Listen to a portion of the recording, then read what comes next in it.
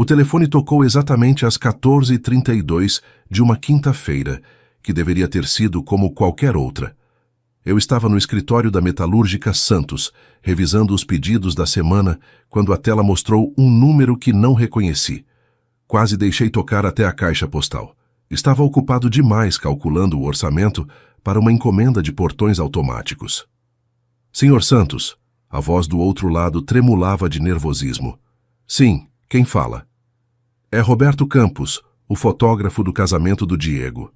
Senhor, precisa vir ao meu estúdio agora, sozinho. Não traga sua família. Senti algo gelado subindo pela espinha. 2 semanas haviam se passado desde o casamento do meu filho Diego com Amanda. 2 semanas desde que gastei 85.000 reais na festa mais bonita que já organizei na vida. 2 semanas desde que vi meu filho de 28 anos radiante no altar, prometendo amor eterno à filha do Dr. Henrique Moreira. Que tipo de problema, Roberto? Por telefone não posso falar, mas encontrei algo nas fotos, algo muito grave. O senhor precisa ver pessoalmente. Minha mão apertou o telefone até os nós dos dedos ficarem brancos. Que tipo de coisa? Venha ao meu estúdio na Rua Augusta, 1247. Em 1 hora. E, senhor Santos, não comente nada com ninguém ainda. A ligação encerrou e eu fiquei ali parado no meio do escritório, olhando para a foto emoldurada na mesa. Diego, aos 15 anos, segurando o troféu do campeonato de futebol da escola. Mesmo o sorriso largo que ele teve no altar 2 semanas atrás.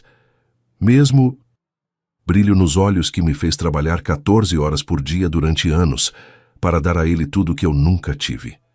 Quantas vezes um pai trabalha uma vida inteira sonhando com o dia que vai entregar a filha no altar, ou, no meu caso, ver o filho encontrar a mulher da vida dele? Quantas madrugadas acordei às 5 horas para abrir a metalúrgica? Quantos finais de semana passei fazendo orçamentos extras? Quantos não eu disse para mim mesmo ao longo dos anos, para nunca ter que dizer não para o Diego? E agora um fotógrafo me ligava com a voz quebrada falando de algo muito grave. Saí da metalúrgica sem explicações para o João, meu sócio. Apenas disse que tinha uma reunião urgente e voltaria no dia seguinte. No carro, as mãos tremiam tanto que tive dificuldade para colocar a chave na ignição. O trajeto até o estúdio do Roberto deveria levar 25 minutos, mas parecia que o tempo tinha mudado de velocidade. A cada semáforo vermelho, minha mente voltava para a festa. Diego dançando a valsa com Amanda. Os 2 rindo durante o jantar. As famílias se misturando, brindando pelo futuro dos jovens. Dona Cristina, mãe da Amanda, me agradecendo pela festa inesquecível. Dr. Henrique apertando minha mão com força, me chamando de compadre. 85.000 reais. Cada centavo que juntei trabalhando sábados e domingos durante 2 anos. O salão mais caro da cidade, decoração com flores importadas, buffet para 250 pessoas, banda ao vivo, barra livre de whisky premium. Tudo para que meu filho tivesse o casamento que merecesse. Tudo para que ele soubesse que o pai dele, mesmo sendo um metalúrgico sem estudo superior, podia dar a ele uma festa digna de qualquer família rica. Quando cheguei ao estúdio, Roberto me esperava na porta. Homem de uns 45 anos, cabelos grisalhos, câmera sempre pendurada no pescoço. O mesmo que havia documentado cada momento daquele sábado que pensei ser o mais feliz da minha vida. Senhor Santos, ele disse, evitando o meu olhar. Obrigado por vir. Vamos conversar lá dentro. O estúdio cheirava a revelador fotográfico e café frio. Nas paredes, dezenas de fotos de casamentos sorridentes, famílias felizes, momentos capturados para a eternidade. Roberto me levou até uma salinha nos fundos, fechou a porta e ligou um computador. Senhor, eu debati muito se deveria ligar para o senhor. Ele começou, as mãos nervosas sobre o teclado. Fiquei uma semana inteira sem saber o que fazer, mas se fosse meu filho... Mostra logo, Roberto. Ele abriu uma pasta no computador. Centenas de fotos do casamento apareceram na tela. Diego e Amanda no altar. Os familiares na primeira fileira. O brinde dos padrinhos.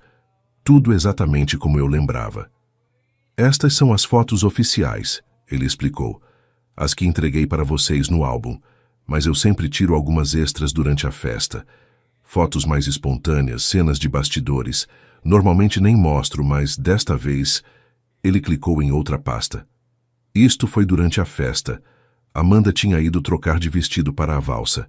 Seu Diego estava conversando com alguns amigos no jardim do salão. A foto apareceu na tela e meu mundo desabou. Diego, meu filho, de terno impecável, beijando apaixonadamente uma mulher loira. Não era Amanda. Era uma mulher que eu não conhecia, mais velha que a noiva, elegantemente vestida, e que estava sendo beijada pelo meu filho como se fossem amantes há anos. Tem mais, Roberto disse baixinho. Clique. Outra foto. Diego e a mulher de mãos dadas atrás do salão. Clique. Os dois conversando intensamente. Ela com a mão no rosto dele. Clique. Diego colocando algo no bolso dela. Parecia uma chave. Quanto tempo depois da cerimônia? Consegui perguntar, a voz saindo estrangulada. 2 horas. A Amanda estava no quarto das damas se arrumando para a valsa. Foi quando flagrei isso. Voltei a olhar para a primeira foto. O jeito que Diego olhava para aquela mulher não era um beijo de impulso. Era íntimo, familiar. Era o olhar de quem já dormiu junto, de quem tem segredos compartilhados, de quem faz planos para o futuro.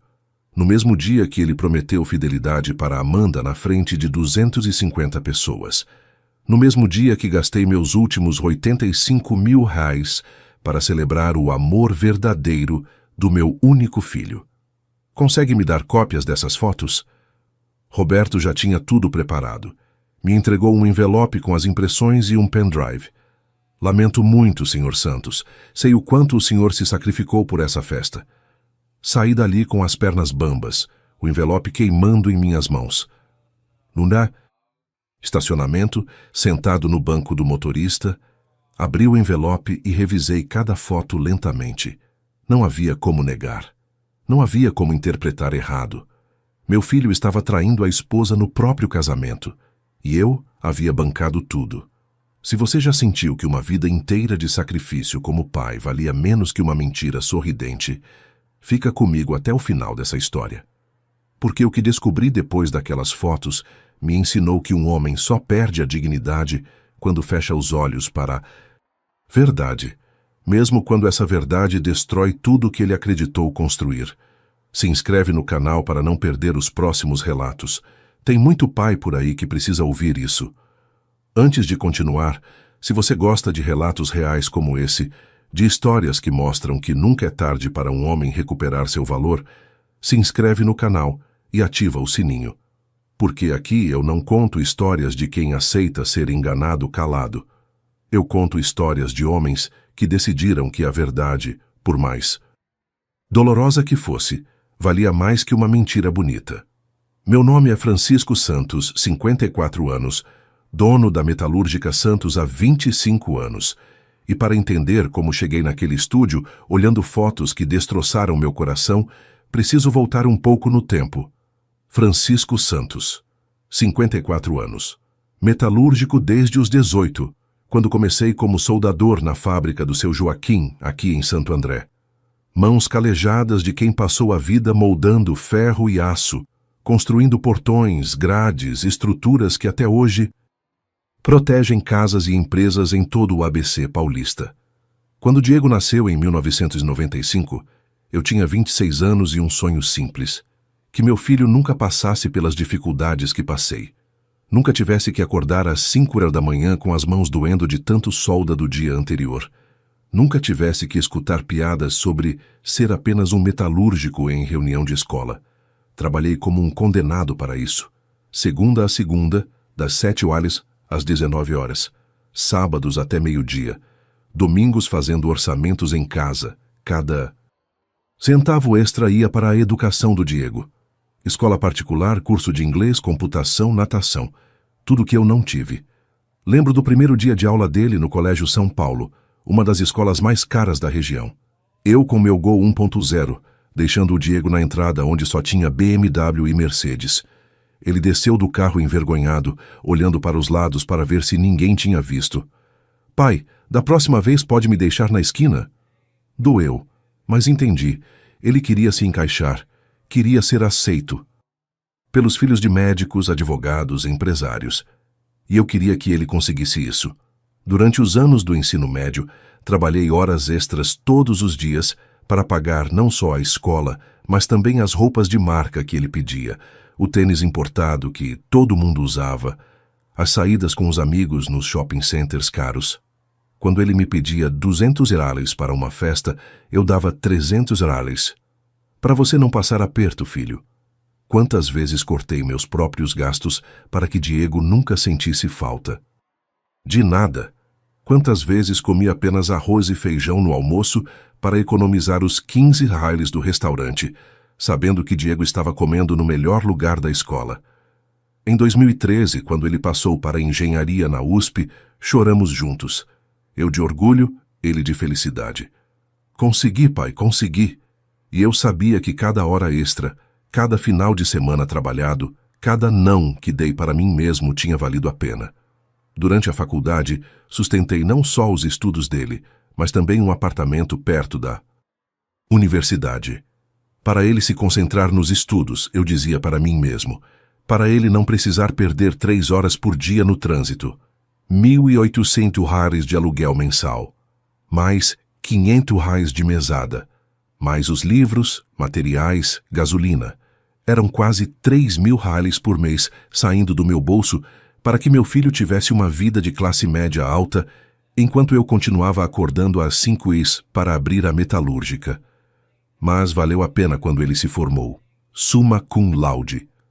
Contratado antes mesmo da formatura por uma multinacional alemã, salário de 8.500 reais logo de cara. Obrigado por tudo, pai, ele disse no dia da formatura, me abraçando forte. Sem o senhor, eu nunca teria chegado aqui. Foi quando conheceu Amanda, filha do Dr. Henrique Moreira, cirurgião cardiovascular. Família tradicional de São Caetano, casa no Morumbi, Mercedes na garagem. Amanda tinha 24 anos, formada em administração. Trabalhava no escritório do pai, só até encontrar algo melhor.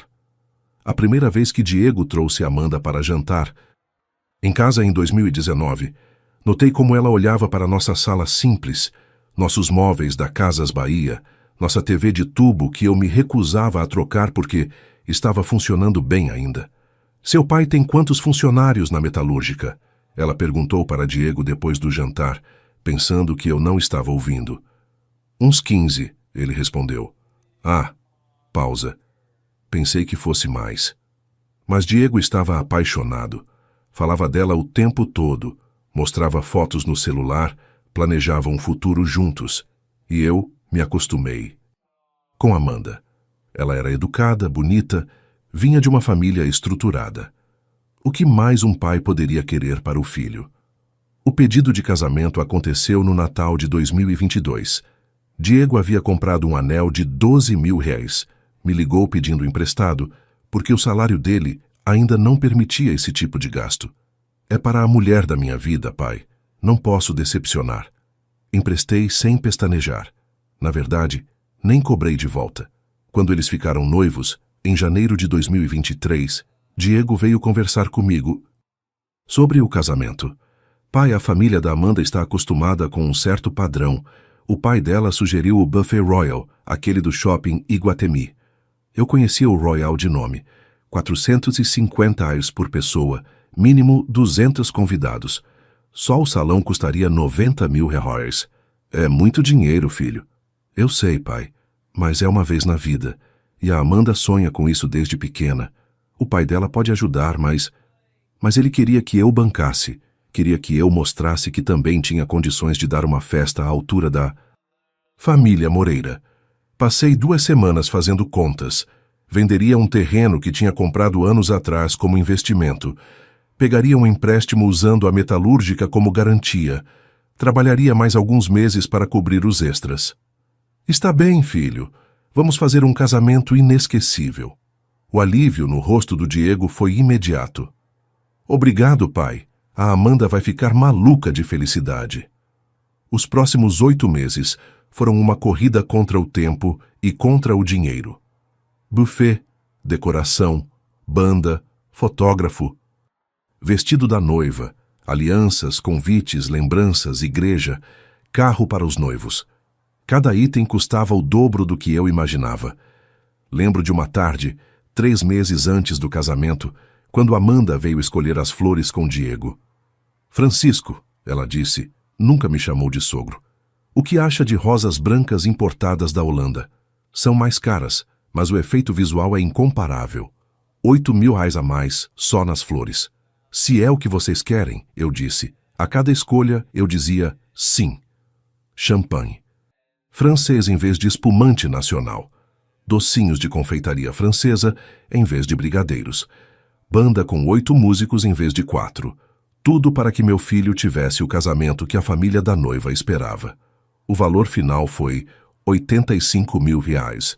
Vendi o terreno por 60.000 reais e peguei empréstimo de 25.000 reais. Todo o meu patrimônio investido numa festa de um dia. Mas no dia do casamento, 15 de julho de 2023, valeu cada centavo. Diego estava radiante. Amanda, deslumbrante. As famílias se misturaram, riram juntas, brindaram pelo futuro dos jovens. Durante a valsa, quando Diego rodou Amanda no centro do salão, olhei em volta e pensei. Consegui. Dei ao meu filho exatamente o que ele sonhava. 2 semanas depois, Roberto ligou. E descobri que todo aquele sonho havia sido construído sobre uma mentira. Os 3 dias seguintes, após ver as fotos, foram os piores da minha vida. Acordava às 4 da manhã com o estômago embrulhado, as imagens queimando na minha mente. Diego beijando aquela mulher. A intimidade entre eles. A naturalidade com que ele a tocava. Durante 29 anos como pai, sempre me orgulhei de conhecer meu filho. Sabia quando ele estava mentindo. Desde pequeno, coçava o nariz quando inventava desculpas. Sabia quando estava preocupado. Ficava mexendo no cabelo sem parar. Sabia quando estava feliz de verdade ou só fingindo para me agradar. Como não vi os sinais? Comecei a repassar mentalmente os últimos meses. O noivado, os preparativos, o comportamento dele. E aos poucos, como peças de um quebra-cabeças macabro, as pistas começaram a se encaixar. A primeira bandeira vermelha tinha acontecido em março, 4 meses antes do casamento. Diego me ligou pedindo 2.500 reais emprestados. É para a lua de mel, pai. Encontrei uma promoção imperdível para Cancún, mas preciso reservar hoje. Transferi o dinheiro na mesma hora. Sempre fazia isso. Quando Diego pedia, eu dava. Sem perguntas, sem cobranças, sem prazo para devolução.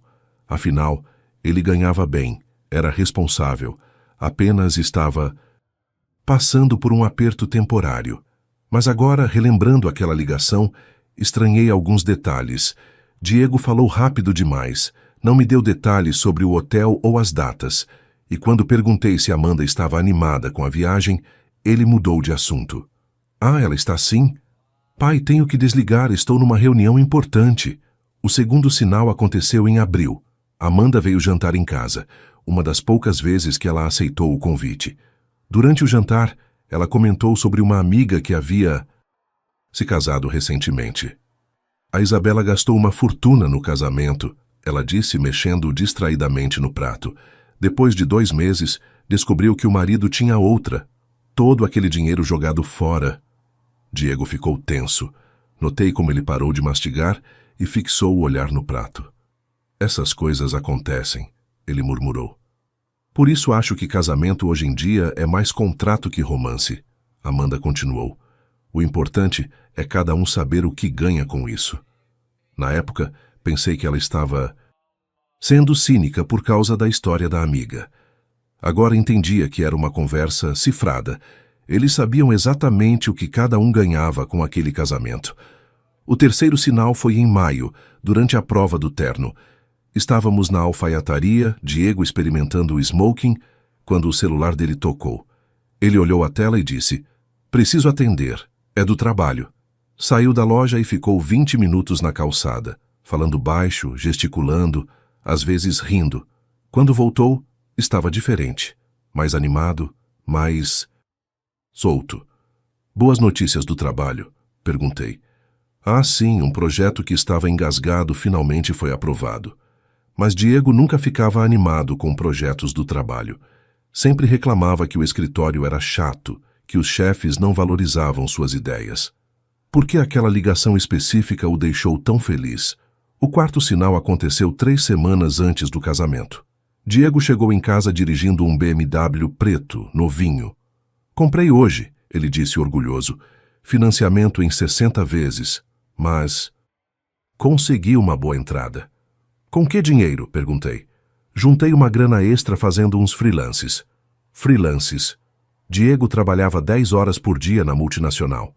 Quando sobrava tempo para freelances? E por que nunca havia comentado sobre esses trabalhos extras? O quinto e mais claro sinal foi uma semana antes do casamento. Diego me chamou para uma conversa séria. Pai, depois do casamento, Amanda e eu queremos nossa independência. Não queremos mais receber ajuda financeira da família. Finalmente pensei na época. Meu filho estava maduro, assumindo responsabilidades. Claro, filho, vocês já são adultos.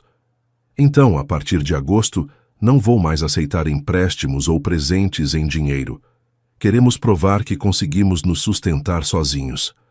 Na época fiquei orgulhoso. Agora entendia. Ele estava cortando os laços financeiros porque sabia que o casamento não duraria. Não queria ficar devendo favores para ninguém quando chegasse a hora do divórcio. O sexto sinal foi no próprio dia do casamento. Durante o coquetel, antes da cerimônia, flagrei Diego olhando insistentemente para uma mesa específica. Uma mesa onde estava sentada uma mulher loira, elegante, sozinha, a mesma mulher das fotos. Quem é aquela senhora? Perguntei para Amanda discretamente. Ah, é Patrícia Mendonça, amiga da família. Trabalha com meu pai na clínica. Patrícia Mendonça. Finalmente um nome para o rosto que havia destruído minhas ilusões. O sétimo sinal foi durante a própria festa. Diego desapareceu por quase 30 minutos entre o jantar e a valsa. Fui cumprimentar uns amigos lá fora, ele disse quando voltou. Agora eu sabia exatamente com quem ele havia estado. Todos esses sinais estavam lá, claros, evidentes, mas eu estava tão cego pelo orgulho de ver meu filho casando bem, tão satisfeito em conseguir pagar uma festa à altura da família rica, que não vi o que estava na minha frente. Existe uma solidão específica de homem que trabalhou a vida inteira para dar tudo ao filho e descobre que esse filho montou uma farsa nas suas costas. Na quinta-feira seguinte ao telefonema do Roberto, decidi agir. Não podia mais viver com aquela informação queimando no peito. Precisava entender o tamanho da traição. Liguei para Diego, tentando manter a voz normal. Filho, que tal almoçarmos juntos sexta-feira? Faz tempo que não conversamos só nós dois. Claro, pai. Que tal aquele restaurante perto da Metalúrgica, o Cantinho Mineiro? Perfeito, 12h. Durante o almoço, observei. Cada gesto, cada palavra. Diego falou sobre o trabalho, sobre os planos com Amanda, sobre querer comprar uma casa no ano seguinte. A Amanda está ansiosa para sermos pais, ele disse, cortando a picanha. Talvez em 2025 vocês tenham um netinho para mimar. Cada palavra era uma punhalada. Como ele conseguia falar sobre filhos e futuro, sabendo que estava traindo a esposa? Diego, eu disse, testando o terreno. Você está feliz mesmo? Casamento é uma grande mudança. Muito feliz, pai. Amanda é perfeita para mim. A família dela me aceita, tenho estabilidade financeira, é tudo o que sempre quis. Estabilidade. Aceitação. Não falou de amor, falou de conveniência. E no trabalho, tudo bem? Não está muito estressado? Está tranquilo. Inclusive, ando fazendo uns trabalhos extras para uma consultoria. Renda extra nunca é demais. Mais mentiras. Ou talvez não. Talvez os trabalhos extras fossem os encontros com Patrícia Mendonça. Depois do almoço, parei no estacionamento e liguei para Roberto. Roberto, preciso de mais informações sobre aquela mulher das fotos, Patrícia Mendonça. Senhor Santos, eu não acho que seja boa ideia se meter nisso. Roberto, gastei 85 mil reais num casamento falso. Preciso saber com que tipo de gente estou lidando. Silêncio do outro lado. Depois um suspiro resignado. Vou ver o que consigo descobrir. Me dá 2 dias. Esses 2 dias foram eternos. Continuei trabalhando na metalúrgica, fingindo normalidade, mas minha mente estava completamente consumida. Cochilava no escritório, errava cálculos simples, perdia o fio da meada no meio de conversas com clientes. No domingo à noite, Roberto ligou. Senhor Santos, consegui algumas informações. Patrícia Mendonça, 38 anos, consultora financeira, mora em São Bernardo. Divorciada há 3 anos, sem filhos. E tem mais uma coisa... Fala. Ela é sócia de um escritório de consultoria que presta serviços para várias empresas. Uma delas é a multinacional onde seu Diego trabalha. A ficha caiu. Os trabalhos extras. Os freelances. O dinheiro para comprar o BMW. Tudo tinha vindo de Patrícia. Roberto, obrigado. Você me fez um favor que nunca vou esquecer. Desliguei e me sentei na poltrona da sala, olhando para as fotos de família espalhadas pela estante. Diego bebê no meu colo. Diego criança, fantasiado de super-herói no carnaval. Diego adolescente, no dia da formatura do ensino médio. Diego jovem, recebendo o diploma da USP. Em todas essas fotos, eu estava sorrindo orgulhoso ao lado dele. O pai coruja que faria qualquer coisa pelo filho. Quantos pais por aí estão bancando a própria humilhação sem saber? Segunda-feira de manhã, 7h15. Eu estava abrindo a metalúrgica quando o WhatsApp apitou. Mensagem de Diego. Pai, bom dia. Amanda e eu queremos convidar o senhor para jantar em casa na quarta. Ela vai fazer aquele salmão que você gostou. 19h30? Olhei para a mensagem e senti o estômago revirar. 3 dias depois de descobrir que seu casamento era uma farsa, meu filho me convidava para jantar como se nada tivesse acontecido. Estarei lá, respondi. Passei os 2 dias seguintes me preparando mentalmente para aquela encenação. Sabia que eles iam representar o casal feliz. Sabia que eu teria que sorrir e elogiar a comida enquanto engolia a verdade. Mas também sabia que precisava observar mais de perto, entender os detalhes daquela operação. Cheguei ao apartamento deles às 19h30 em ponto. Diego havia alugado um lugar em Santo André, 2 quartos, 1 suíte, sacada, gourmet, 2.800 mensais. Quando ele me contou o valor alguns meses atrás, fiquei impressionado. Com o salário dele e as contas de casado, seria apertado. Mas estavam se organizando. Agora eu desconfiava de quem ajudava a pagar aquele aluguel. Amanda me recebeu com o sorriso de sempre. Beijo no rosto. Pergunta educada sobre como estava minha saúde. Perfeita anfitriã. Diego apareceu da cozinha, avental amarrado na cintura, panela na mão. Pai, que bom que veio. O salmão está quase pronto. A mesma naturalidade de sempre. A mesma voz carinhosa de sempre. Se eu não tivesse visto as fotos, jamais suspeitaria de alguma coisa. Durante o jantar, observei cada detalhe. A forma como Diego e Amanda conversavam, educada, cordial, mas sem intimidade real. Eles não se tocavam casualmente como casais apaixonados fazem. Não terminavam as frases um do outro. Não trocavam olhares cúmplices. Era como assistir 2 bons atores representando um casamento. Diego me contou que vocês querem comprar uma casa, comentei, testando. Ah, sim, Amanda respondeu, olhando rapidamente para Diego. Estamos pesquisando algumas opções, mas ainda é cedo. Queremos primeiro nos estabilizar como casados. Pesquisando onde? São Bernardo tem umas opções interessantes, Diego disse. Mais espaço, preço melhor que Santo André. São Bernardo, onde morava Patrícia Mendonça. E o trabalho, filho? Esses freelances que você comentou estão rendendo bem? Diego mastigou devagar antes de responder. Estão sim. Verdade, estou pensando em expandir.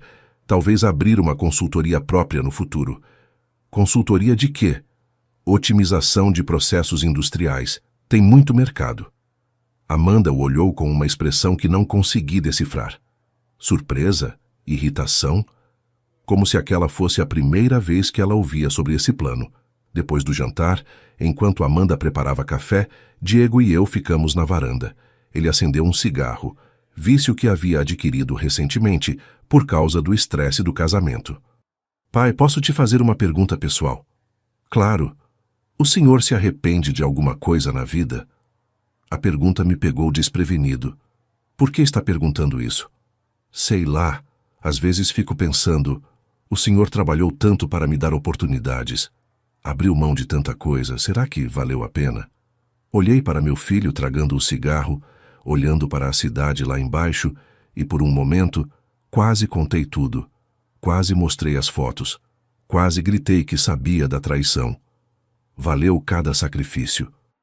Eu disse, ver você feliz, realizado, casado com uma mulher boa, isso não tem preço. Diego assentiu lentamente. É. Espero que continue valendo. Que tipo de resposta era aquela? Espero que continue valendo. Voltei para casa naquela noite com mais certeza do que nunca. Meu filho estava vivendo uma mentira planejada, e eu estava sendo usado como parte dessa mentira. Na quinta-feira, resolvi investigar por conta própria. Liguei para a multinacional onde Diego trabalhava. Me identifiquei como pai dele e pedi para falar com o supervisor. Senhor Santos, que prazer falar com o senhor. O Diego sempre comenta sobre como é orgulhoso do pai. Obrigado. Estou ligando porque quero dar de presente para ele um curso de especialização. Mas antes queria entender melhor a área onde ele atua. Claro, o Diego trabalha aqui no setor de desenvolvimento de produtos. Excelente funcionário, muito dedicado. E esses trabalhos de consultoria que ele anda fazendo? Sei que alguns funcionários fazem freelances. Silêncio do outro lado. Depois. Senhor Santos, nosso contrato de trabalho proíbe atividades paralelas na mesma área. Se o Diego está fazendo consultoria, isso pode ser um problema sério. Meu coração disparou.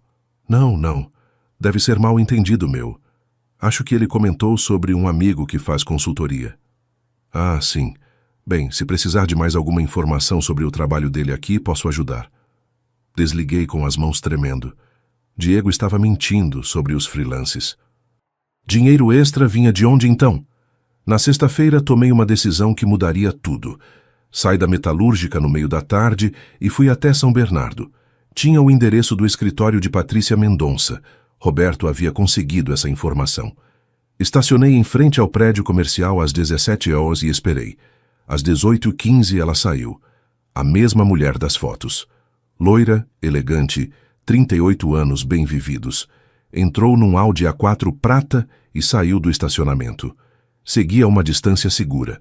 Ela parou num apartamento em São Bernardo. Prédio novo, área nobre. Ficou lá por 30 minutos. Quando saiu, não estava mais sozinha. Diego estava com ela. Meu filho, que deveria estar em casa jantando com a esposa, entrou no carro da amante e seguiram juntos para um restaurante em São Caetano. Estacionei longe e entrei no restaurante. Consegui uma mesa de onde podia vê-los sem ser visto. Eles estavam sentados num canto reservado, conversando intensamente. Diego segurava a mão dela por cima da mesa. Ela ria das piadas dele. Eles tinham a intimidade de um casal que se conhece há anos. Às 21h30, pagaram a conta e saíram juntos. Voltaram para o apartamento dela. Esperei na rua até às 23h45, quando Diego saiu sozinho, entrou no BMW e foi embora. 1h15. Tempo suficiente para qualquer coisa. Dirigi de volta para casa com a mente bombardeada por pensões. Por quanto tempo isso estava acontecendo? Desde quando Diego tinha duas vidas paralelas? E mais importante, Amanda sabia?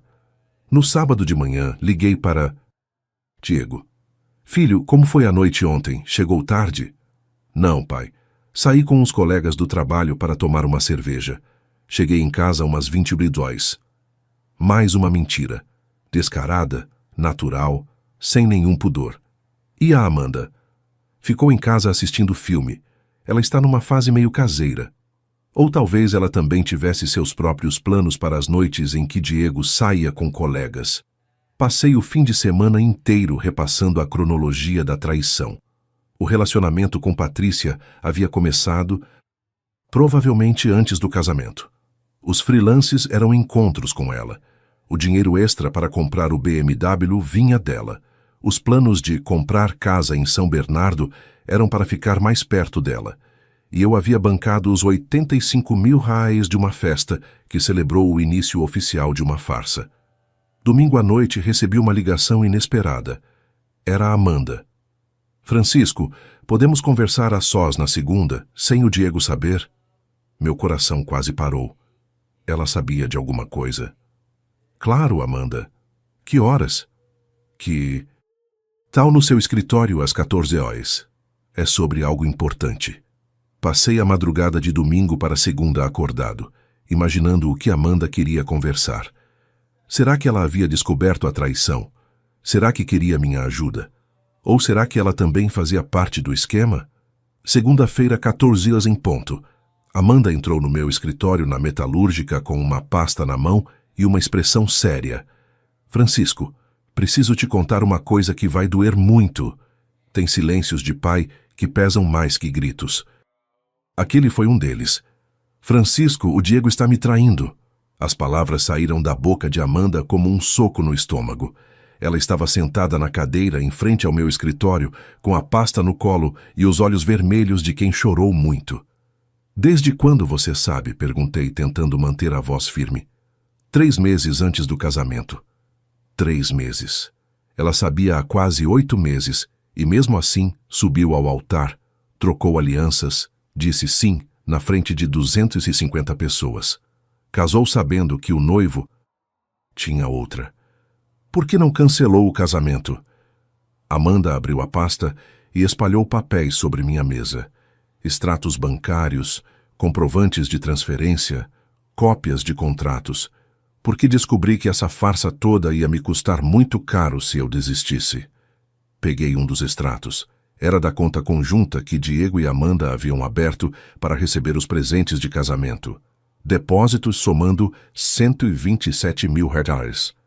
Os convidados foram mais generosos do que imaginávamos, Amanda explicou. Meu pai convidou muitos colegas médicos, empresários, gente que deu cheques de 5.000 a 10.000 reais. Olhei outro papel. Era um contrato de financiamento do BMW que Diego havia comprado. Ele financiou o carro no nome dele, mas quem deu a entrada de R$ 35.000 foi a Patrícia Mendonça. Eu tenho os comprovantes. Como ela conseguiu essas informações? Amanda, como você... Contratei um detetive particular em abril. Descobri tudo. Os encontros, o apartamento extra que ele aluga em São Bernardo para encontrar com ela, os presentes que ele dá para ela com o dinheiro dos nossos presentes de casamento.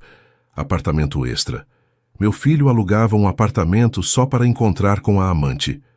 Quanto ele gasta por mês com isso?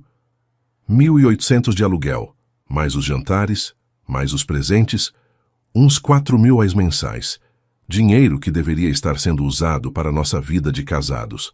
Agora eu entendia por que Diego havia dito que não queria mais aceitar a ajuda financeira da família. Ele precisava do dinheiro dos presentes para bancar a vida dupla. E por que você não confrontou ele? Amanda se recostou na cadeira e suspirou.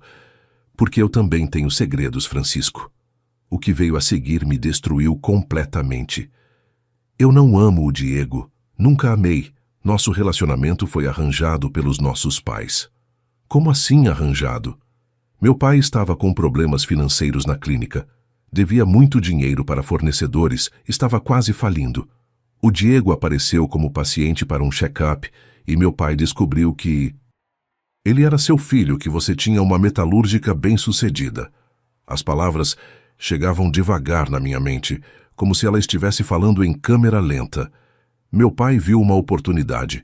Pediu para eu dar uma chance para o Diego, um rapaz de família estruturada. A ideia era me casar com alguém que pudesse ajudar financeiramente nossa família. E o que vocês ganhariam com isso? Os R$ 85.000 que você gastou no casamento foram direto para a conta da empresa do meu pai. Ele prestou serviços de consultoria para a festa. Na verdade, ficou com 60% do valor. Senti como se o chão tivesse sumido debaixo dos meus pés. Dr. Henrique Moreira havia bolado um esquema para extrair dinheiro de mim através do casamento da filha. E os presentes? Eram para ser divididos meio a meio entre nossas famílias depois do divórcio. Meu pai já havia prometido esse dinheiro para os credores da clínica. Divórcio? O plano original era ficarmos casados 1 ano, nos divorciarmos de comum acordo e dividirmos tudo que recebemos.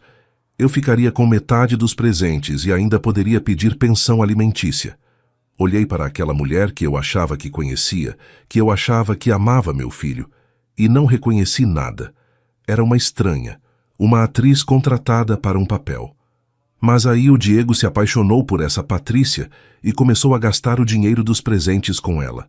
Agora eu não tenho nada para dividir com meu pai, e ele está me pressionando. Amanda abriu outro envelope e mostrou mensagens de WhatsApp impressas. Olha o que meu pai me mandou ontem. Li as mensagens. Dr. Henrique cobrando explicações sobre o dinheiro prometido, ameaçando tomar medidas drásticas se Amanda não cumprisse a parte dela. Francisco, estou com medo. Meu pai está desesperado. Ele perdeu dinheiro apostando que esse plano ia dar certo. Quantas camadas de mentira existem numa família que você achou que conhecia? O que você quer de mim, Amanda? Sua ajuda para expor tudo. O Diego, a Patrícia, meu pai, todos. Quero que eles paguem pelo que fizeram com você. Olhei para os papéis espalhados na mesa. Extratos, contratos, fotos do detetive particular, mensagens. Evidência suficiente para destruir todo mundo envolvido nessa farsa. Por que deveria confiar em você? Você também me enganou. Porque agora nós dois fomos traídos. Você pelo filho que amou a vida inteira.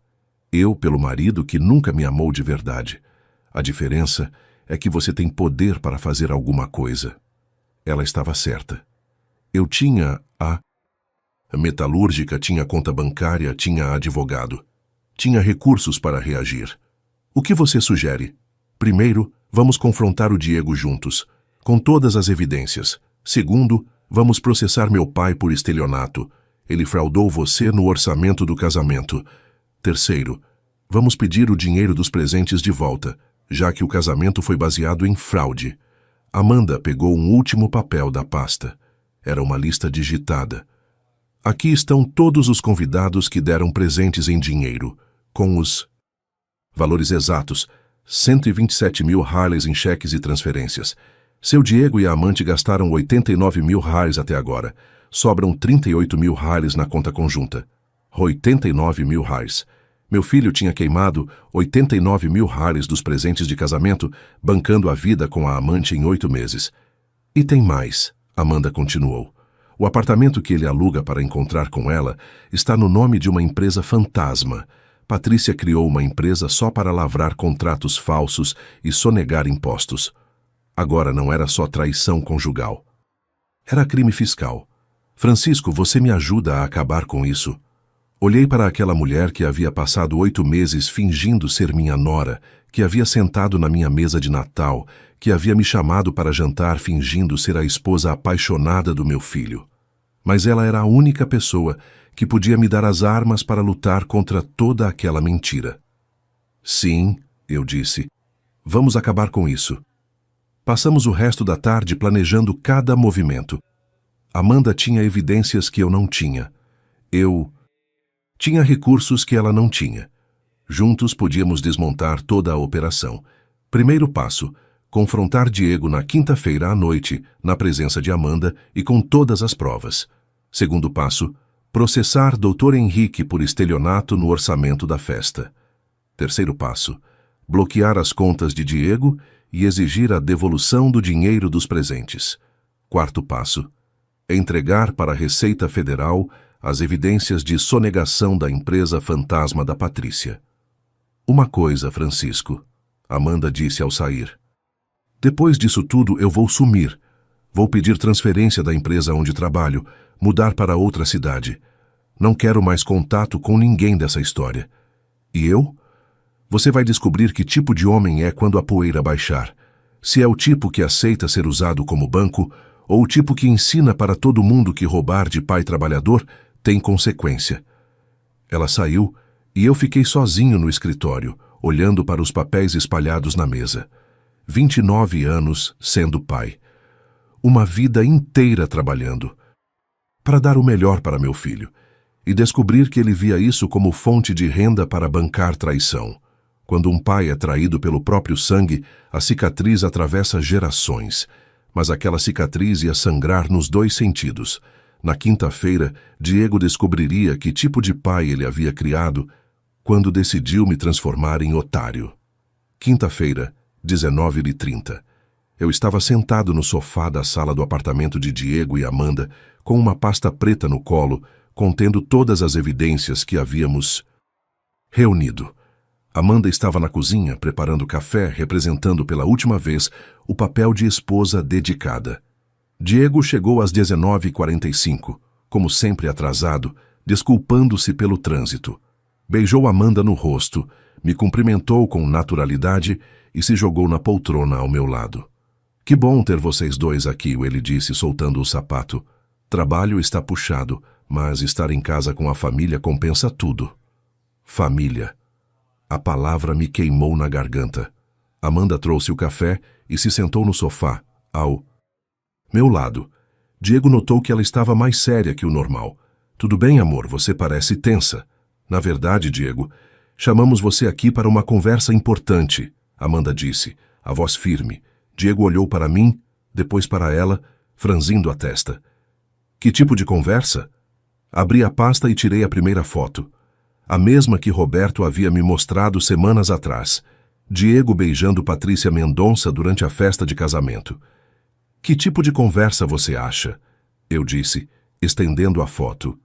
Diego pegou a imagem e o rosto dele virou pedra. Por 5 segundos longos ele olhou fixamente para a foto, como se esperasse que ela desaparecesse. "Pai, eu posso explicar." "Você pode explicar como beijou outra mulher 2 horas depois de casar com Amanda?" Amanda interrompeu. "Pode explicar por que alugou um apartamento em São Bernardo para encontrar com ela? Pode explicar por que gastou 89 mil reais dos nossos presentes de casamento bancando sua amante?" A máscara de Diego caiu completamente. A postura relaxada se transformou em tensão. As mãos começaram a tremer ligeiramente. "Amanda, você não entende. Não é o que parece." 89 mil reais, Diego. Eu explodi. 89 mil reais dos presentes que as pessoas deram para vocês dois começarem a vida. Gastei 85 mil reais numa festa para celebrar uma mentira. E você ainda teve a cara de pau de roubar o dinheiro que os convidados deram de presente. Diego se levantou bruscamente, começando a andar pela sala como um animal enjaulado. "Pai, deixa eu explicar." "Direito. A situação com a Patrícia é complicada." "Complicada como?" Amanda perguntou, tirando da pasta os extratos bancários. "Complicada como transferir 3.500 reais por mês para a conta dela? Complicada como pagar apartamento extra para vocês dois transarem?" Diego parou de andar e olhou fixamente para Amanda. "Você me investigou?" "Contratei um detetive particular. Tenho foto, vídeo, documento de tudo que você fez nos últimos 4 meses. Foi quando vi Diego pela primeira vez sem máscara. Nenhuma. Não era mais o filho dedicado, nem o marido carinhoso, nem o genro respeitoso. Era um homem calculista, que havia sido descoberto e agora tentava calcular o tamanho do estrago. "Tá bom", ele disse, parando de andar e cruzando os braços. "Vocês descobriram, e agora, o que vocês querem?" A frieza na voz dele me chocou mais que a própria traição. Nem sequer tentou pedir desculpas, nem demonstrou arrependimento. Apenas quis saber qual seria o preço da descoberta. "Queremos o dinheiro de..." "Volta", eu disse. "Todos os 89 mil reais que você roubou." Diego riu. Uma risada seca, sem humor. "Pai, esse dinheiro já foi gasto. Não tenho como devolver." "Então vende o BMW. Vende o que for preciso." "O BMW não é meu. Está financiado." Amanda abriu outro envelope e espalhou documentos na mesa de centro. Financiado com entrada de 35 mil que a Patrícia pagou.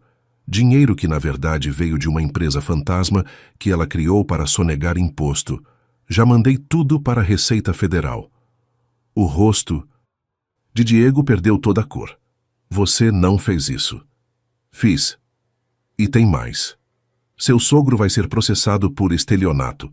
Ele superfaturou o orçamento do casamento em 60% e embolsou a diferença. Que história é essa? Foi quando Amanda contou para Diego toda a verdade. O plano do pai dela para usar o casamento como fonte de renda. A intenção original de se divorciarem em 1 ano. A divisão planejada dos presentes. Diego ouviu tudo em silêncio, e quando Amanda terminou, ele se virou para mim com uma expressão que jamais esquecerei. Então todos nós estávamos mentindo, ele disse.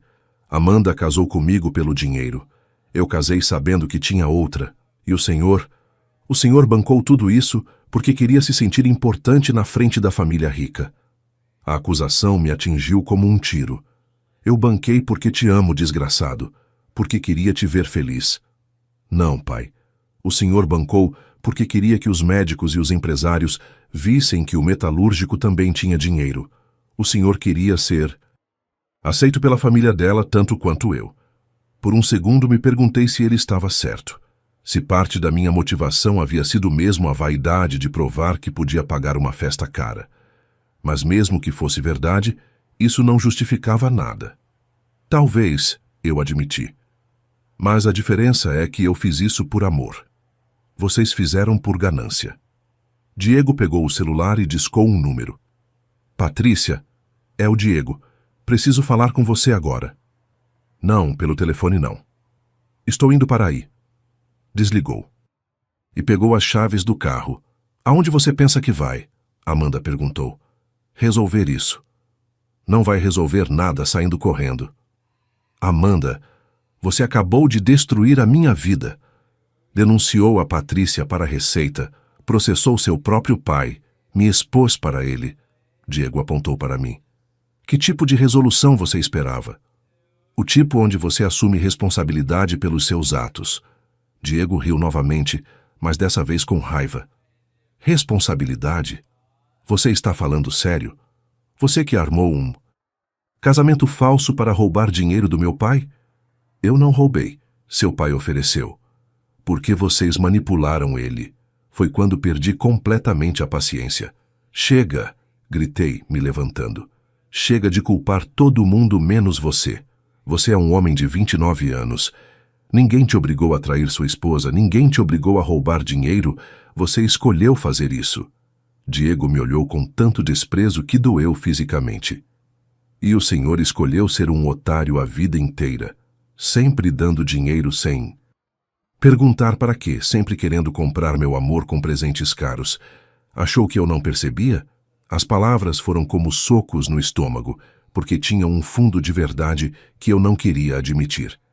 Eu fiz isso porque te amo. Não, pai. O senhor fez isso porque não sabia como demonstrar amor de outro jeito. Diego foi até a porta, pausou com a mão na maçaneta e se virou uma última vez. E sabe o que mais? A Patrícia me ama de verdade. Não pelo que eu posso dar para ela, mas pelo que eu sou. É por isso que prefiro estar com ela. Ela ama tanto que criou empresa fantasma para sonegar imposto com seu dinheiro? Pelo menos ela não fingiu um casamento inteiro. Ele saiu batendo a porta. Amanda e eu ficamos sentados na sala em silêncio por alguns minutos. O apartamento, que minutos antes parecia uma casa de família, agora parecia um cenário de teatro depois que a peça acabou. E agora? Perguntei. Agora esperamos, Amanda respondeu. Diego vai tentar convencer a Patrícia a fugir. Ou devolver o dinheiro. Quando descobrir que ela não pode fazer nem uma coisa nem outra, vai voltar aqui desesperado. Como você tem tanta certeza? Porque homem como seu filho só funciona quando tem rede de segurança. Patrícia era a rede emocional, você era a rede financeira, eu era a rede social. Sem nenhuma das três, ele vai entrar em pânico. Amanda se levantou e começou a recolher os documentos. Francisco, obrigada por ter topado fazer isso comigo. Sei que foi difícil. O que você vai fazer agora? Vou pedir transferência para a filial da empresa em Brasília. Quero distância de toda essa história. E o dinheiro? Os 38 mil reais que sobraram? Pode ficar com tudo. Considere como ressarcimento parcial dos 85 mil rames da festa. Ela pegou a bolsa e foi em direção à porta. Amanda, eu chamei. Você acha que ele vai conseguir devolver o dinheiro? Ela pausou, pensou um momento e respondeu. Francisco, seu filho passou a vida inteira acreditando que os problemas dele sempre teriam solução fácil porque o pai resolveria tudo. Agora ele vai descobrir o que é consequência de verdade. Ela saiu e eu fiquei sozinho naquele apartamento que cheirava a mentira. Às 23h15, Diego voltou. Entrou sem bater. Encontrou-me ainda sentado no sofá. A Patrícia sumiu, ele disse, a voz quebrada. Não, como assim sumiu? Pegou as coisas dela e foi embora. Deixou uma carta dizendo que não queria se envolver em complicações legais. O apartamento está vazio. Diego se jogou na poltrona, derrotado. E tem pior, pai.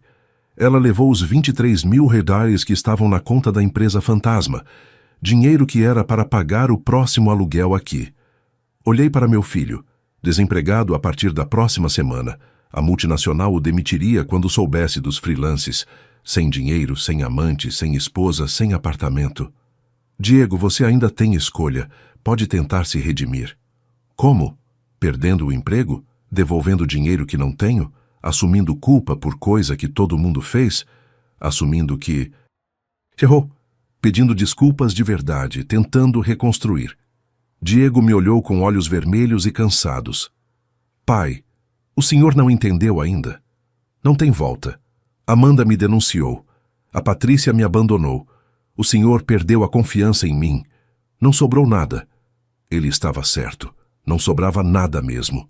Mas às vezes é preciso que tudo desmorone para que algo novo possa ser construído sobre uma base verdadeira. 3 meses se passaram desde aquela quinta-feira devastadora no apartamento de Diego. 3 meses desde que descobri que minha vida de pai dedicado havia sido construída sobre uma grande mentira. Os primeiros dias foram os piores. Acordava às 4 da manhã com o estômago em nós, repassando cada conversa que tive com Diego nos últimos anos, procurando sinais que deveria ter visto. Chegava na metalúrgica e perdia a concentração no meio de reuniões importantes. João, meu sócio, chegou a sugerir que eu tirasse umas férias. Francisco, você está diferente, preocupado demais. Como explicar? Para ele que descobri que meu único filho me via como uma fonte de renda ambulante. Como contar que gastei 85 mil reais numa festa que celebrou uma farsa? Na primeira semana, Diego ligou 3 vezes. Mensagens desesperadas no WhatsApp pedindo uma chance de explicar tudo direito. Eu não atendi. Não respondi. Precisava de silêncio para processar o tamanho do estrago. Na segunda semana, ele apareceu na metalúrgica. Pai, por favor, preciso falar com o senhor. Estava diferente. Barba por fazer, roupas amarrotadas, olheiras fundas, a aparência de quem não dormia direito há dias. Não temos nada para conversar, Diego. Tenho. Perdi o emprego. A multinacional me demitiu quando descobriu os freelances com a Patrícia. Estou devendo 3 meses de aluguel. Despejo sai na próxima semana. Olhei para meu filho, 29 anos, engenheiro formado pela USP, desempregado e na iminência de ficar sem teto, e esperei sentir pena. Não senti. Senti apenas um vazio estranho. E o que você quer que eu faça? Me empresta 5 mil reais para quitar o aluguel atrasado, só até eu arrumar outro emprego. A mesma cantilena de sempre. O mesmo empresta só até que eu havia escutado centenas de vezes desde que Diego era adolescente. Não. Pai, não vou emprestar, não vou ajudar. Você criou esse problema, você resolve. Diego ficou em pé na frente da minha mesa por 1 minuto inteiro, como se não conseguisse processar que havia ouvido um não. O senhor está me abandonando. Estou deixando de ser seu banco. Pessoal, é diferente. Ele saiu sem dizer mais nada. As semanas seguintes foram uma mistura estranha de alívio e solidão. Alívio por não ter mais que fingir que acreditava nas mentiras de Diego. Solidão por descobrir que, sem o papel de pai provedor, eu não sabia bem que tipo de pai eu era. Durante 29 anos, Minha identidade havia sido construída em torno de trabalhar para dar coisas ao meu filho. Acordar cedo para pagar escola particular, fazer hora extra para custear a faculdade, economizar. Para bancar casamento. Minha vida era um grande orçamento destinado ao bem-estar de Diego. Agora, pela primeira vez desde 1995, eu tinha que decidir o que fazer com meu dinheiro, com meu tempo, comigo mesmo. No primeiro mês, depois do corte definitivo de contato, tentei manter a mesma rotina de sempre.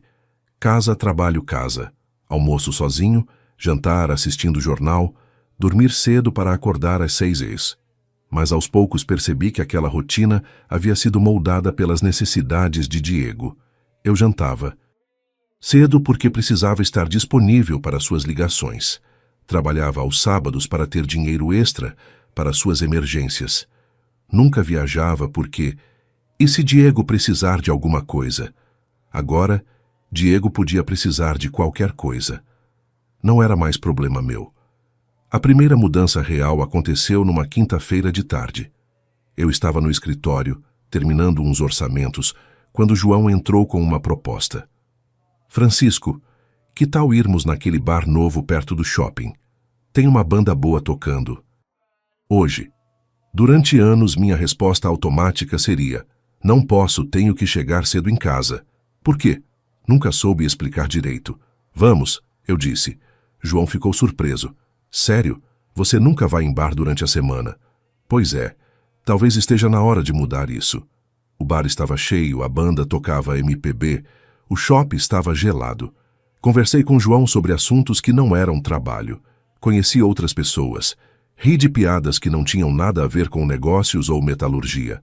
Cheguei em casa às 23h30 e me dei conta.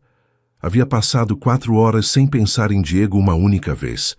A segunda mudança aconteceu no mês seguinte. Estava passando em frente a uma loja de instrumentos musicais quando vi um violão na vitrine. Lembrei que aos 20 anos havia tentado aprender a tocar, mas abandonei quando Diego nasceu. Não tenho tempo para hobbies, eu pensava na época. Entrei na loja e comprei o violão. Aos 54 anos, voltei a ter aulas de música. Toda terça e quinta, das 19h às 20h, sentava na escola, com outros adultos que haviam decidido que nunca é tarde para aprender algo novo. Meus dedos doíam nas primeiras semanas. Eu errava os acordes, desafinava, tocava devagar demais. Mas tinha algo mágico em produzir música com as próprias mãos. Era uma linguagem que não tinha nada a ver com orçamentos, soldas ou problemas de família. A terceira mudança foi a mais significativa. Roberto, o fotógrafo que havia me mostrado as fotos da traição, ligou numa tarde de sábado. Senhor Santos, posso incomodá-lo? Gostaria de conversar com o senhor pessoalmente. Nos encontramos numa cafeteria no centro de Santo André. Roberto estava nervoso, mexendo na xícara sem parar. Senhor Santos, fiquei pensando muito no que aconteceu. Me sinto responsável por ter mexido na sua família. Roberto, você fez o que era certo. Se não fosse você, eu estaria até hoje bancando aquela mentira. Mesmo assim, fico pensando, se eu estivesse no lugar do Senhor, gostaria que alguém me ajudasse a reconstruir depois da destruição. Não entendi aonde ele queria chegar. Senhor Santos, que tal fazer uma viagem? Viagem? Eu organizo excursões fotográficas para lugares bonitos do Brasil. Grupos pequenos, pessoas que querem conhecer novos lugares e aprender fotografia. Nada profissional, só descobrir um novo hobby. A ideia me pareceu absurda. Eu nunca havia tirado férias que não fosse para resolver problemas de Diego. Nunca havia viajado por prazer. E fotografia? Eu mal sabia mexer na câmera do celular. Não sei, Roberto. Não sou muito de viajar. Pense no seguinte: quando foi a última vez que o senhor fez algo só porque tinha vontade? Não porque precisava trabalhar, não porque alguém estava precisando, só porque queria. A pergunta me deixou sem resposta.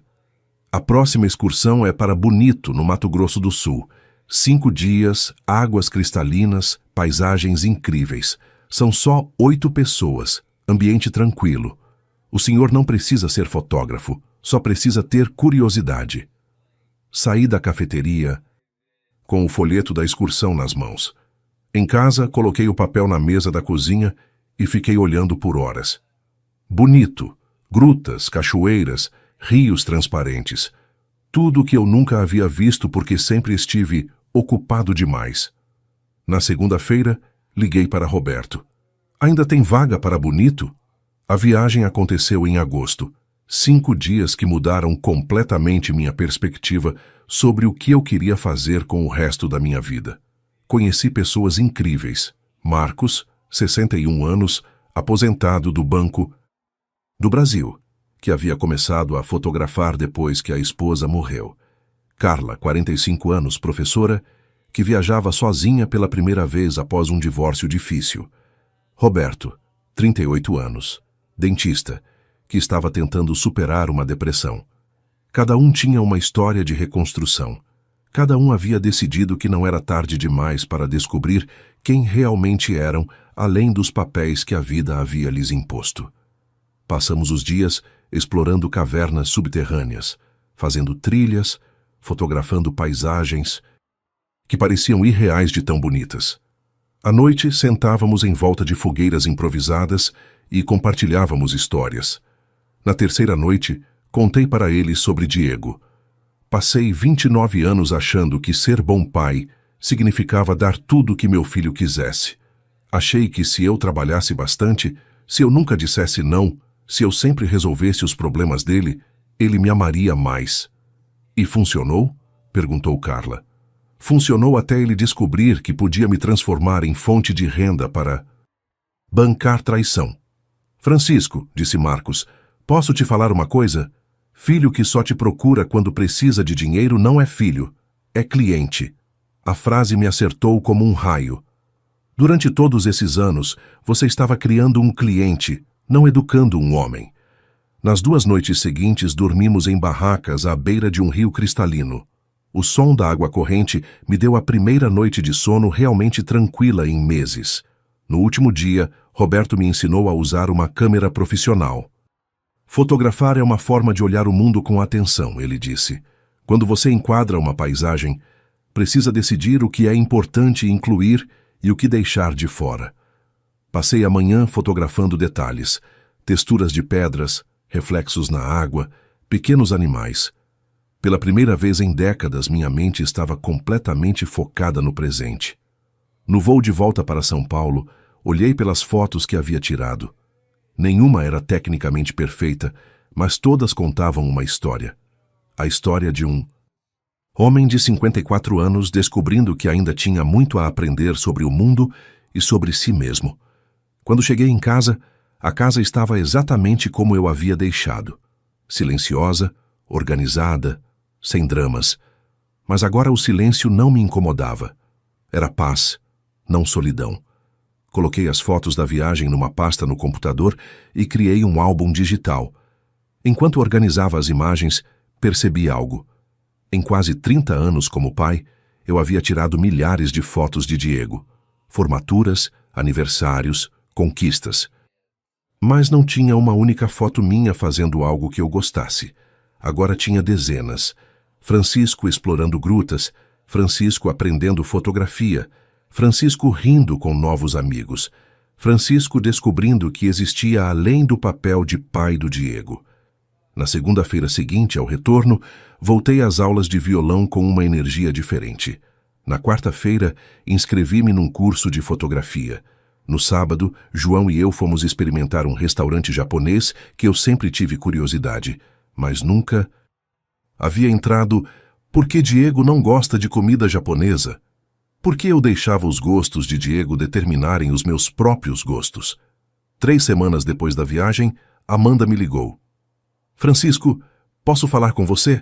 É sobre o Diego. Nos encontramos numa lanchonete perto da Metalúrgica. Amanda estava diferente. Cabelo mais curto, sem aliança, roupa mais despojada. Como você está? Perguntei.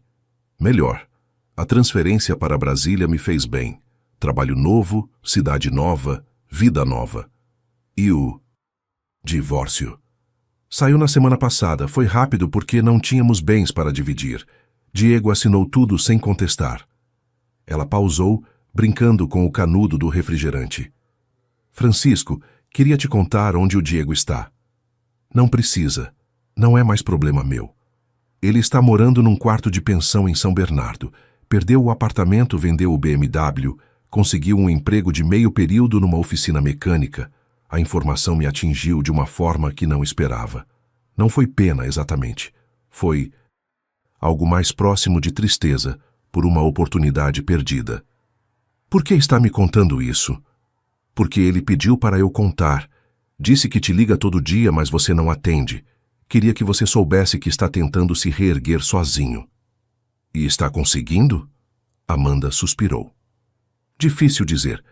Da última vez que conversamos, ele parecia diferente. Mais maduro, talvez. Ou só mais cansado. Ela terminou o refrigerante e pegou a bolsa. Francisco, posso te dar um conselho não solicitado? Pode. Você fez certo em cortar o cordão financeiro. Diego precisava aprender a se virar sozinho. Mas talvez, no futuro, quando a ferida sarar, vocês possam tentar uma relação diferente, baseada em respeito, não em dinheiro. E se ele só quiser conversa quando precisar de alguma coisa? Aí você vai saber que tipo de pessoa ele realmente é e vai poder tomar sua decisão baseada na verdade, não na esperança. Amanda se levantou para sair, mas pausou na porta. Ah, e Francisco, obrigada por ter me ajudado a sair daquela farsa. Descobrir que eu podia ser honesta mudou minha vida também. Depois que ela saiu, fiquei na lanchonete pensando. Diego numa pensão, trabalhando em oficina mecânica, vendendo o BMW que havia comprado com dinheiro da amante. Por 29 anos, meu maior medo havia sido ver meu filho passando dificuldades. Agora ele estava passando, e eu estava bem. Não feliz com o sofrimento dele, mas em paz com minhas escolhas. Existe uma diferença enorme entre abandonar um filho e parar de resolver os problemas que ele criou para si mesmo. Naquela noite, em casa, abri o notebook e revisei as fotos de Bonito pela 10ª vez. Marcos havia me enviado fotos que ele tirou do grupo. Em uma delas, eu aparecia rindo de algo que Roberto estava contando, com o violão no colo à beira do rio. Era a primeira foto em que me via genuinamente feliz em anos. O mesmo homem que carregou o filho nos ombros um dia se vê sem chão para pisar. Mas às vezes é preciso perder o chão para descobrir que você pode aprender a voar. 6 meses se passaram desde aquela quinta-feira que mudou tudo. 6 meses desde que descobri que meu filho me via como um banco com sentimentos. 6 meses desde que decidi que ser pai não significava ser explorado. Hoje é uma terça-feira de março, 7h da manhã. Estou sentado na varanda da minha casa, tomando café e afinando o violão antes de ir para o trabalho. Daqui a pouco tenho aula de fotografia e no fim de semana vou para minha segunda excursão com o grupo do Roberto, desta vez para a Chapada Diamantina. A casa está silenciosa, mas é um silêncio diferente do que sentia antes. Não é mais o vazio de quem está esperando o telefone tocar com o próximo pedido de dinheiro. É a tranquilidade de quem sabe que o dia vai ser vivido por escolha própria, não por obrigação com ninguém. Diego me ligou pela última vez há 2 semanas. Desta vez eu atendi. Pai. A voz dele estava diferente, mais séria, menos desesperada. Posso falar com o senhor 5 minutos? Pode. Queria te contar que consegui um emprego fixo, numa empresa de consultoria industrial. Salário baixo, mas é na minha área. Parabéns. E queria pedir desculpas, de verdade, pelo que fiz, pelo dinheiro, pelas mentiras, por ter te usado como banco pessoal durante tantos anos. Escutei em silêncio. Sei que quebrei sua confiança. Sei que não tenho direito de pedir nada, mas queria que soubesse que estou aprendendo a me virar sozinho e que entendi. Entendi que o amor não se compra. Diego, eu disse, obrigado por ligar, de verdade. Fico feliz que você esteja se encontrando. Pai, será que um dia a gente pode tentar ser pai e filho de novo, sem dinheiro no meio? A pergunta que eu havia me feito centenas de vezes nos últimos meses. Talvez, respondi, quando você provar para você mesmo que consegue viver sem precisar de nada de mim. quando eu tiver certeza de que você quer minha companhia, não minha conta bancária. Quanto tempo isso vai levar? Não sei. Filho, mas se for verdade que você mudou, o tempo vai passar naturalmente. Tá bom, entendo. Diego? Sim? Eu te amo. Sempre vou te amar. Mas não vou mais confundir amor com dar dinheiro. Eu também te amo, pai. E... obrigado por ter me forçado a crescer. Desligamos ali. Não sei se vamos nos reconciliar completamente. Não sei se Diego realmente mudou ou se ainda está testando novas estratégias para conseguir o que quer. Mas sei que agora tanto faz. Sei que construí uma vida boa, independente de ele fazer parte dela ou não. Sei que tenho amigos verdadeiros, hobbies que me realizam, projetos que me animam. Sei que acordo todo dia sabendo exatamente quanto dinheiro tenho, porque ninguém mais tem acesso às minhas contas. Sei que posso ajudar pessoas. Ajudo o João na metalúrgica quando ele precisa. Patrocino o curso de fotografia de uma das meninas que trabalha no escritório. Financio a reforma da casa de um funcionário antigo que está com dificuldades. Mas ajudo por... escolha quando quero, quanto quero. Não ajudo por chantagem emocional. Não ajudo porque alguém me fez sentir culpado. Não ajudo porque é minha obrigação como pai. A diferença é enorme. Nas aulas de violão, aprendi que música funciona assim. Você precisa conhecer a teoria, mas também precisa ter feeling. Precisa saber quando seguir as regras e quando improvisar. Paternidade é igual. Durante 29 anos, eu segui apenas uma regra: dar tudo para o filho. Achei que isso bastava. Não bastou. Criei um homem incapaz de se sustentar emocionalmente e financeiramente. Agora eu sei. Ser pai não é dar tudo o que o filho pede. É dar o que ele precisa para se tornar independente. Às vezes, isso significa dizer não. Às vezes, significa deixar ele se quebrar para aprender a se levantar sozinho. Às vezes significa aceitar que você pode perder o filho que imaginou ter para talvez um dia conhecer o homem que ele realmente é. Durante esses 6 meses, muita gente me perguntou se eu me arrependo de ter sido duro com Diego, se não sinto falta de ajudá-lo, se não penso que família é família e deveria perdoar tudo. Minha resposta é sempre a mesma. Eu não abandonei meu filho. Parei de ser cúmplice da irresponsabilidade dele. Quantos pais por aí estão confundindo amor com sustento financeiro? Quantos estão achando que ser provedor é a única forma de ser importante na vida dos filhos? Eu aprendi que existem formas muito melhores de amar. Aprendi que respeito se conquista, não se compra. Que filho que só aparece quando precisa de dinheiro não é filho carinhoso, é oportunista. Que dizer não para um adulto não é falta de amor, é excesso de amor próprio. Aprendi que nunca é tarde para um homem descobrir quem ele é, além dos papéis que a vida lhe deu. Sou Francisco Santos, 54 anos, dono de metalúrgica, fotógrafo amador, estudante de violão, viajante nas horas vagas, pai de um jovem que está aprendendo a ser homem, com ou sem a minha ajuda. E estou em paz com isso. No último fim de semana, estava organizando as fotos da Chapada Diamantina quando encontrei uma que não lembrava de ter tirado. Era uma foto de mim mesmo, um autorretrato que fiz sem querer enquanto testava a câmera. Estou sorrindo de verdade. Não é sorriso de pose, é sorriso de quem está genuinamente feliz com o momento que está vivendo. Guardei essa foto na carteira. Quando bater a dúvida sobre se tomei as decisões certas, vou olhar para ela e lembrar. Existe vida além de ser explorado por quem deveria te amar. Existe felicidade além de bancar a felicidade dos outros. Existe dignidade em saber dizer não, dessa vez não.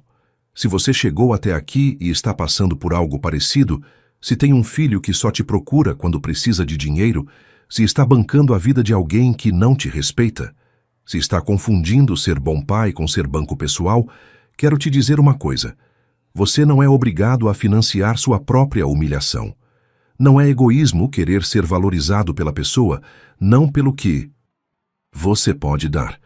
Não é abandono deixar um adulto lidar com as consequências das próprias escolhas. E não é tarde demais para você descobrir quem é, além do papel de provedor. Se a minha história tocou seu coração, deixa aqui nos comentários de onde você está assistindo. Escreve sua cidade, seu estado até seu país. Quero saber que essa mensagem chegou até você.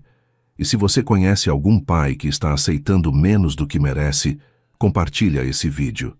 Tem muitos homens precisando entender que valorizar não é egoísmo, é necessidade. Se esse relato te fez refletir, deixa um comentário contando o que você sentiu. Me conta se você já precisou impor limites difíceis. E se essa história te marcou, deixa seu like e se inscreve no canal para continuar acompanhando histórias reais de homens que escolheram sua dignidade. Porque aqui, a gente não conta a história de vítima, a gente conta a história de reconstrução. Um abraço de Santo André, São Paulo. E lembra, você construiu muito mais do que uma família. Construiu um homem que merece respeito. Quantas vezes nós, homens, engolimos desrespeito em nome da paz familiar? Quantos pais estão financiando a própria humilhação sem perceber? Eu aprendi aos 54 anos que um homem não precisa aceitar migalhas de quem recebeu um banquete de oportunidades, que ser pai não significa ser explorado, e que nunca, mas nunca mesmo, é tarde demais para um homem se reerguer e descobrir seu próprio valor.